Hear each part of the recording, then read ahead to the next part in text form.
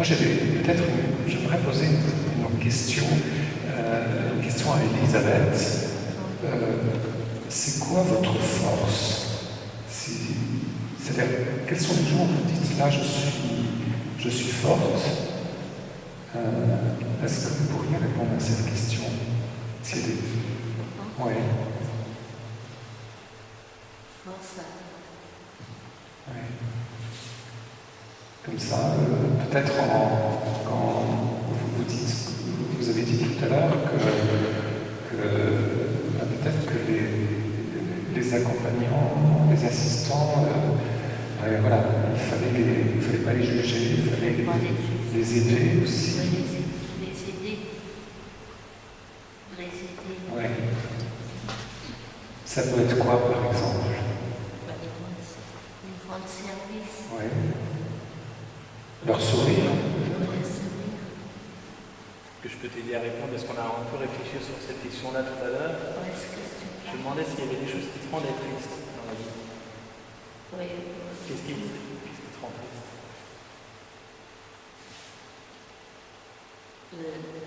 Le dentiste. Voilà. Mais pour le reste, c'est plutôt d'une humeur joyeuse. Joyeuse.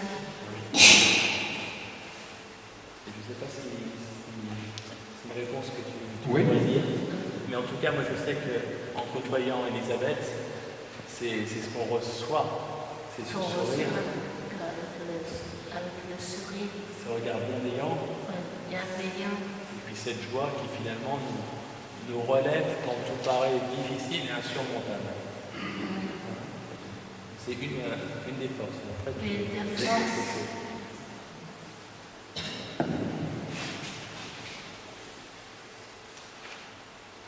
Une des façons ce soir de pouvoir mieux vivre ces liens, c'est au lieu d'écrire nos questions, c'est de pouvoir pouvoir poser les questions directement avec le micro. Voilà, alors moi je vous tiens à votre disposition pour pouvoir passer le micro afin de pouvoir poser des questions, soit à Philippe, soit à Elisabeth, soit à Christian. On va essayer de faire comme ça un petit temps pour leur poser des questions.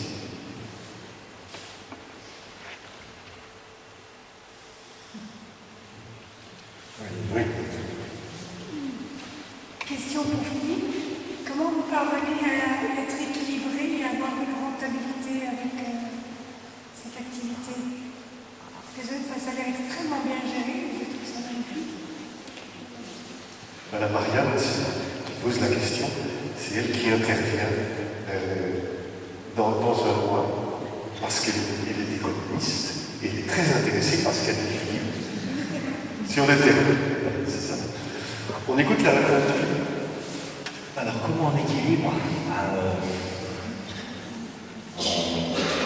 On y arrive. Le pari qu'on fait, c'est qu'on amènera toujours une personne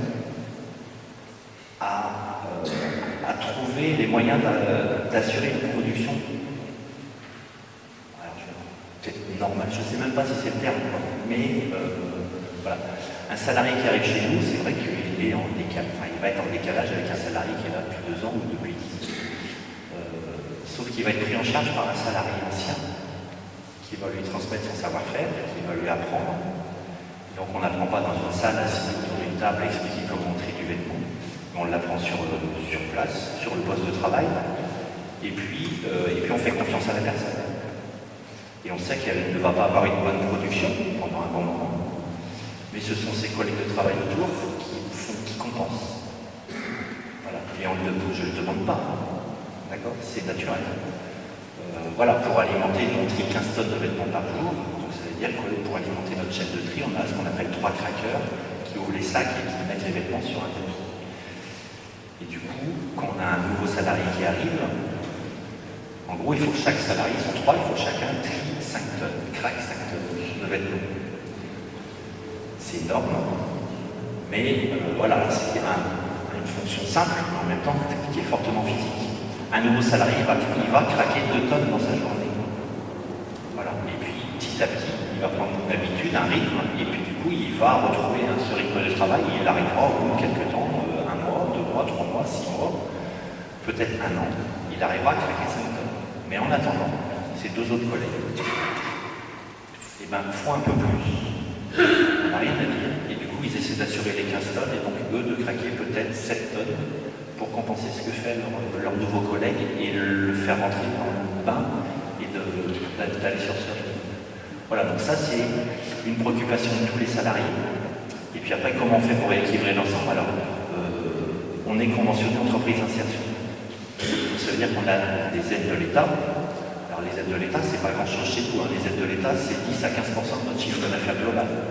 Mais ces aides de l'État sont faites pour compenser, puisqu'on embauche des salariés en contrat d'insertion. Donc elles sont une compensation financière de l'État, parce qu'on a embauché des personnes en situation d'exclusion. Et donc, voilà, on a ce conventionnement, enfin cet agrément, qui est renégocié tous les ans. Voilà, on a une convention sur 3 années, on la renégocie tous les ans. Voilà, donc ces aides sont faites pour compenser ce non-travail des fois des salariés. C'est-à-dire que, pas non plus rêver, enfin, nos salariés ne compensent pas la totalité de la non-production de notre salarié, mais on a ces aides qui nous permettent d'équilibrer nos comptes. Voilà, donc c'est un peu la méthode, c'est laisser le temps aux salariés de prendre ce rythme de travail, et puis après c'est l'ensemble de la structure, mais voilà, on pourrait faire la même chose en entreprise classique. On pourrait faire le même métier, d'accord, sauf qu'on n'embaucherait pas les mêmes salariés. Et on ferait des gros résultats économiques, on ferait beaucoup de bénéfices. Mais quel serait l'intérêt et puis on automatiserait beaucoup. Donc quel serait l'intérêt pour notre structure, qui est une entreprise de main-d'œuvre? Moi je l'imagine, je ne peux pas l'imaginer moi, mais quel serait l'intérêt justement de faire une entreprise qui automatise beaucoup, qui n'embauche que des personnes très performantes? Ça veut dire que dès que vous n'êtes pas performant dans une entreprise, en général, vous ne restez pas longtemps. Et ce serait quoi le sens? Quel sens je pourrais donner à ma vie si je fais ça? Voilà. J'ai vécu dans l'entreprise classique avant. Donc il faut trouver cet équilibre, et on y arrive avec les salariés, et en même temps, mais on y arrive, c'est parce qu'aussi, de la manière dont on communique avec l'ensemble des salariés, enfin voilà, si vous passez chez nous, les gens des fois sont surpris, mais tout le monde fait... L'entreprise, elle démarre ses activités à 8h le matin, mais on est obligé d'ouvrir à 7h, parce que les premiers salariés arrivent, parce que c'est un temps convivial entre 7h et 8h pour boire le café, voilà, il y a les fumeurs qui vont fumer leurs cigarettes à l'époque. Et donc il y a tous ces échanges des salariés qui ont lieu pendant 1 heure avant l'ouverture du travail. Puis après on fait toujours des pauses et toutes les pauses sont communes. Voilà, le repas du midi, tous les gens, voilà, tous les salariés vont manger ensemble le midi. Donc il y a tout ce temps convivial, et puis il y a aussi, on se donne une obligation, c'est que moi tous les mois, je rendais compte à l'ensemble des salariés, puisque tous les mois je leur présente le compte de résultat d'activité. Et du coup, quand on présente un compte de résultat d'activité aux salariés, ben, ils savent un peu où est revenu l'entreprise. Et on a des mois qui ne sont pas très bons. Ça arrive. Mais c'est une vraie préoccupation pour l'ensemble des salariés, et du coup, on a aussi la réaction des salariés qui disent on n'a pas été bon ce mois, il faut qu'on rattrape notre travail, etc. Donc il y a une vraie émulation et une motivation des salariés à dire mais de toute façon, si l'entreprise ne tient pas la route, on perdra notre coup. C'est vrai que chacun s'approprie l'entreprise. Et comme on est en scope, ce sont des salariés qui sont aussi des actionnaires, qui sont au conseil d'administration et donc qui dirigent l'entreprise. Voilà. Moi j'en suis le président et voilà, j'en ai la responsabilité juridique. Mais en même temps, de toute façon, ce sont ces salariés qui partagent la responsabilité, la gouvernance et la direction de l'entreprise. Donc du coup, ça motive fortement les salariés. Ce qu'on trouve peu, malgré tout, ça existe quand même ailleurs, mais on trouve peu ça dans une entreprise dite classique, qui du coup va plutôt... moi, ça ne me gêne pas d'avoir un salarié qui n'est pas productif. Pour moi, c'est pas un problème. Voilà. Et un salarié qui a du mal dans sa vie, même à tenir un rythme, voilà, on a des salariés en fin de parcours d'insertion, on sait qu'ils n'y arriveront jamais. Mais en même temps, si on les renvoie sur le marché du travail, ils ne trouveront pas de travail. Et bien dans ces cas-là, on va l'embaucher dans cette vie. En faisant le pari qu'avec le temps, 5 ans, 10 ans, on arrivera à bien avancer avec une personne. Si on prend une autre question. Au niveau de vos 2 communautés, que vivez-vous sur le plan confessionnel, toutes religions confondues? On connaît l'engagement de Jouvenier. Qu'en est-il pour le relais dans chacune de vos communautés? Qu'est-ce qui veut commencer? dire rapidement, voilà, on fait partie d'Emmaüs, mais Emmaüs est un mouvement non confessionnel. Mais on a un mélange de culture, d'origine, de religion dans notre structure, mais c'est pas, enfin, moi c'est pas une question, ça me pose pas de question. Enfin, voilà, on a des salariés musulmans, on fait des repas, on partage ensemble, etc. Il faut être attentif à ce qu'il y ait la nourriture pour les gens qui vont être plus de religion catholique, qui sont athées, et puis on fait attention à ce qu'on ait la nourriture qui soit halal et qui permette à tout le monde de pouvoir partager un repas ensemble. Donc il faut être attentif à ce que chacun ait. Voilà, mais je n'ai rien, quand on embauche un salarié et qu'on vit avec un salarié, je ne regarde pas quelle est la couleur de sa peau, parce que si je regardais, alors là du coup, c'est très mélangé chez nous. Enfin, on a eu des périodes où on avait 14 nationalités dans l'entreprise. Et c'est 14 nationalités qui savaient très bien vivre ensemble et qui vivent très bien au quotidien. Et il n'y a jamais de jugement sur un autre. Et on est très attentif, même, enfin, il peut y avoir des fois des réflexions un peu racistes, voilà, j'en ai entendu des fois. Mais c'est très vite repris. J'ai même pas besoin d'intervenir, c'est très vite repris par tous les autres salariés. Donc du coup, c'est vraiment, enfin, de toute façon, tous, ils sont issus de la même situation d'exclusion. Donc forcément, voilà, donc ils sont attentifs parce qu'ils ont tous vécu la même chose avant, alors à des degrés différents. Mais du coup, voilà. Enfin, pour moi, c'est pas une question qui me perturbe, ni les salariés. Est-ce qu'on peut dire à l'Arche aussi qu'on ne tient pas compte de la religion?